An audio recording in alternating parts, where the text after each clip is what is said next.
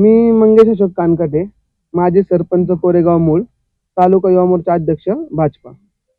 दादा, आपल्या गणावर आयात उमेदवार लादलाय असा आरोप होतोय ग्राउंड लेवलवरती, काय सांगाल या बाबतीत? त्या बाबतीत मी असं सांगेल की जो तुम्ही म्हणलाय की असं चर्चा होतीये, ही चर्चा खरी असून राष्ट्रवादी काँग्रेस पक्षाला आमच्या 9 गावांच्या गावामध्ये म्हणजे कोरेगाव मूळ गणामध्ये असा कॅपेबल एकही उमेदवार दिसला नाही की जो गणातला असेल आणि कॅपेबल असेल.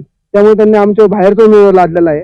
आमच्या भाजप पक्षाने जे आम्हाला न्याय दिला स्थानिक उमेदवार देऊन, त्याच्यामुळे आमच्या इथं आपण बघितलं असतं तर कोरेगाव मूळ गणातल्या गावातली लोक सर्व पक्ष, सर्व पदाधिकारी, सर्व पक्षीय तिथे सर्व पदाधिकारी आहेत, पण सगळ्यांनी एकजूट करून सांगितलं की नाही, आपल्या गणावर अन्याय झालेला आहे, त्याला आता वाचा फोडण्याची हीच संधी आहे.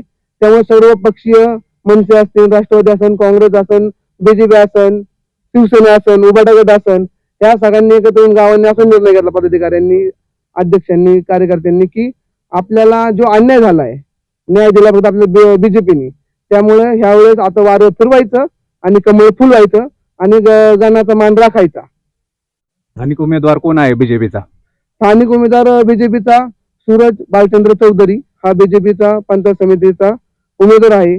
त्याला सर्व पक्षीयांनी पाठिंबा दिलेला आहे गणातून.